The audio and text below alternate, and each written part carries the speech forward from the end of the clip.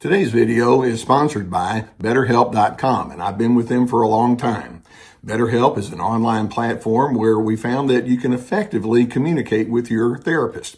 Now, you begin by filling out a questionnaire, and then you'll be matched with a therapist within a couple of days. And if that match isn't ideal for you, you can certainly make an adjustment there.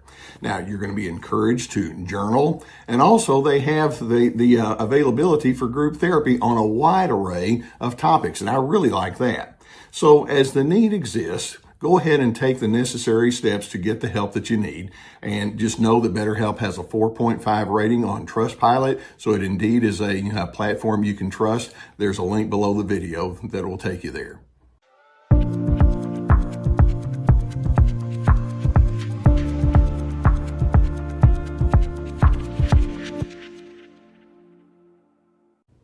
Hi, Team Healthy. Glad to have you here on another episode of Unbound. This is a series where I respond to comments and questions that you send in, and it allows me kind of to sit in your living room with you, if you will, and talk about some real life scenarios beyond just what we can say about narcissism in theory. Now, today we have a topic that I'm going to get into that's incredibly common, unfortunately, and we're going to look at two different scenarios here, where the narcissist just approaches you with the attitude that says, well, this would be a much better world if I could get you to eliminate whatever it is that makes you distinct, and if I could get you to conform with about everything that makes me distinct. I increase, you decrease. I think that's a great formula. Now, the narcissist won't put it quite like that, although some might be a little bit brazen where they would lean pretty heavily in actually saying something like that. But when we look at human nature, it's like, well, we're all unique and we're all distinct. What's wrong with that? Well, let's take a look at a situation where a woman is struggling with this and see where we go. This first lady writes in and says, my partner becomes angry every time I go someplace. It's like he wants me on a leash. That is not a good combination. You're not a dog. No offense to Gus. Gus is a dog, so he doesn't mind being on a leash. I attended a computer class, and he wouldn't talk with me for 3 days. What motivates someone to be so petty? And even more, why does someone like me keep sticking around? I think that's a great question. How should I respond? Well, let's just take a look at this. And there's so many red flags on so many different levels. My partner becomes angry when I go someplace. Okay, what you're saying is I have an independent mind. In other words, I'm my own unique person, and I want to pursue something out there away from him. Actually, studies show that in families, it's good for each person to have a sense of individuation. And the same thing with work. We don't want it to just be robotic, or in organizations. We want to allow everybody to have their uniqueness and their distinctions. There's actually research that backs it up. That's a good thing. But the narcissist thinks, no, your uniqueness, it scares me. Well, why is that? Well, because you might not just stay inside my tight little orbit. And then let's take it a little bit further. You attended a computer class. Okay, it's not like you attended a class where you're trying to figure out how to break into organized crime, but you went to a computer class. I'm going to guess maybe you bought a new laptop, and the place that sold it to you has classes where they can show you the features and all like that. Is that a good thing? And it's the answer is so obvious. It's like, why do we even need to ask that question? Of course, it's good. That's a good thing. Is learning threatening to the narcissist? Is you saying I want to increase my skills on something? Why is that threatening to the narcissist? And the implication is, if the more competent you become, or the more capable you are, the narcissist is thinking, this is not going to go well for me. And then the idea that he wants you on a leash. I want to let you know where you can go and who you can go with and when and how long. That is not the sign of a healthy relationship at all. And then he's going to punish you.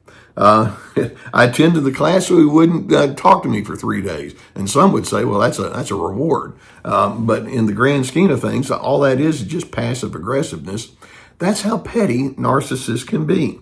And as we look at this example, this screams of the combination of selfishness and insecurity, and that is not a good combination that we want to get into.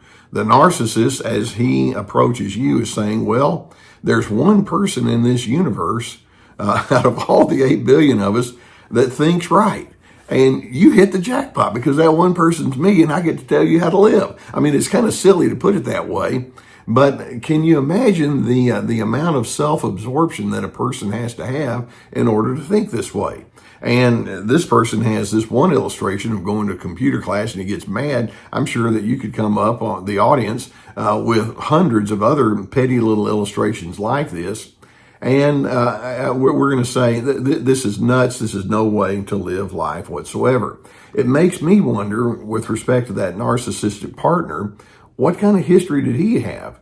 Was there an authoritarian mindset that was drilled into him? Was he also subjected to all of these mandates and orders and this authoritarian style of communication? And you can see that in his attempt to control, all he's doing is he's saying, I feel terribly insecure, and in the process, I don't honor you. Now, the question that you asked this person, why would someone like me stick around with something like this? And my response is, I think that's going to be the $64,000 question. Why do you stick around? Now, I don't know if there are kids involved because that complicates things, but it makes me wonder, were you programmed to suppress the real you? Were you programmed to be an appeaser, a people pleaser? And if the answer is yes, then the question is, well, what would it be like if you found your own voice? And if you said something simple like, this is my preference and I've made a decision and I'm sticking with it. Going to a computer class doesn't require a lot of defense. And it's really interesting. Some individuals are so trained not to think that way that for me to suggest that, it's like, wow, Carter, you're a genius. I never even thought of that before. Each person has his or her own distinction, and it's just simply an error when you think, well, I'm going to lay down my distinction and my uniqueness and let somebody else say, here, I'm going to dictate who you have to be. We have a term for this. It's called trauma bonding. And because the trauma of going against that person and having to deal with all the anger and punishment overwhelms you so much that it's like, well, I'm just going to have to subjugate myself. I don't think this is a healthy relationship whatsoever. And when you ask, how should I respond? That's for you to come up with. But at the same time, Dr. C over here is saying, this is not a relationship that I would want my daughter or my sister or someone that I love dearly to be involved in. Now, here's another one, and this one goes under the category of good for you, girl. This person says, after I turned 28, I started taking a hard look at where my life was going, and I realized that that I had it good elsewhere, except not with my boyfriend. By the way, 28, you're still kind of in that who am I as an adult, and you're getting deeper and deeper into your adult years, and this kind of thinking is very common in a good way. This person goes on to say he was hyper controlling, like not allowing me to post on Instagram, even though it was okay for him to keep a profile on a dating app. And I'm thinking, wait just a minute. That's a screamer right there, isn't it? My family couldn't stand him, but I felt I could fix him. But after our last shouting match, the implication is we've had plenty in advance of that one, something snapped inside me. I realized I was no longer me, and this is huge. I was no longer me, but I was trying to be who he said I should be. I've been gone for 4 months now, and I feel so much more optimism. Please, if you see red flags, pay attention, stand up for who you are. And I just want to stand up and give you an ovation on that one. Again, we go back and we think, what in the world makes a person think that it's reasonable to say, you do exactly as I say you're supposed to do, and the hyper controlling, and then everything's going to be okay. And then the double standard. She wants to post something on Instagram. I mean, y'all have probably seen pictures of me posting something with me barbecuing or with one of my grandkids or something like that. We do that. It's called social media, and that's okay. And it's like, no, you can't do that. But then she comes around and says, but the double standard is he can go ahead and keep his pictures up on a dating app. In other words, I'm keeping my options open, and who knows what he's got going on behind the scenes. That is an enormous red flag right there. Not trustworthy whatsoever. I'm going to hold on to you until someone better comes along is what that says to me. And then notice that the family doesn't like them. Very commonly when people are in a relationship like this, they have friends and family that'll say, I'm not sure about this. I'm very uncomfortable around that person. And not that you have to let them make your decisions, but you need to be willing to hear the input of others. Maybe they're picking up on something a little bit more objectively than you yourself are while you're in the midst of it all. So what we have here, again, this is the beginning point of a type of trauma bond. When someone comes forward with that hyper control, you have to be exactly what I say you're supposed to be. And then they have these double standards. Obviously, there's some secrecy going on here with him being on a dating app. All of this says this is not a relationship that's going to have any kind of future. Now, the reason I wanted to bring these two illustrations up is you can say, well, what's wrong with these people that they would be in a relationship like this? This is extremely common. Okay, we all want to have connections, and we all want to have significant people in our lives that bring up our quality of life. And sometimes that need and that craving for affirmation and love and connection can be so strong that we overlook very obvious red flags. So let's end today by going with what this woman says.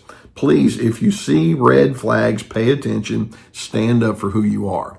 That implies that you've asked the question over and over, well, who am I? What values do I stand for? What priorities do I have? What principles are going to give me my guidance? What are my standards? And then can I lean into it? And when someone comes along and says, I don't like that, or they want to have punishing anger, can you decide, well, it's not necessarily my job to make them change their mood. Can I go ahead and be me nonetheless? And if that's not something that they like, maybe that's an indication that says that's not a relationship that I need to put a lot of investment into. So I'm hoping by virtue of looking at this, you can see narcissists want to take over your priorities. And more than that, they want to take over your identity. And I'm thinking, well, you've only got one identity, and that's yours to shape and to mold. And by the way, it changes as the years and decades go by. Take charge of that, and then do your very best to lean into your best version of yourself. So thank you so much for these two people that sent these comments in. And like I say, if you have any of your own that you want to send in on a different topic, please do so and put them in the comment section below. And Gus and I will pick up on them, and perhaps we'll have another episode based on your questions. Now, if you haven't already hit the subscribe button, I would encourage you to do so. I really appreciate you allowing me to be on your journey and the confidence that says that you have in me. Thank you so much. I genuinely appreciate that. Now, you know that I'm a huge believer in therapy, and if you have a need with issues like this and you feel stuck, it can be very good to have a therapist who will say, let's work this out. I've been sponsored for years by the people at BetterHelp.com. There's a link below here. You can go through their website. It's an online service, and it's proven to be very reliable and capable people. I'm hoping that you would be able to connect with there. So please, as the need is there, get the assistance that you would need. In addition, I want you to go to my website. I've got lots of resources on there, and chief among the resources, I have courses, and they're designed by a therapist who's got a history in seminars and webinars, etc. Where each course has at least 25 teaching videos and handouts and questions, anger games about handling anger properly. This is me about establishing those boundaries, and that's so much what this is all about today. Ready, Set, Connect, about having healthy connections, free to be finding yourself despite the controllers. We also have my webinars, which are 90-minute PowerPoint presentations, hundreds of articles, my books, so lots of resources. I'm hoping that you can watch these red flags that come along and then listen to what is going on. Pay attention to what those red flags are telling you. And in the end, it allows you to say, I'm going to learn to trust myself. And as individuals say, hey, I've got some concerns, listen to what they have to say, bring that into the decision making, and practice self-care like that second questioner came up with. That's going to be your best asset. Standing firmly, asserting that who you are is reasonable. And if the narcissist says, well, I just can't go along with that, my response is, good to know. I'm going to go in a direction that says I'm going to be my best version of me.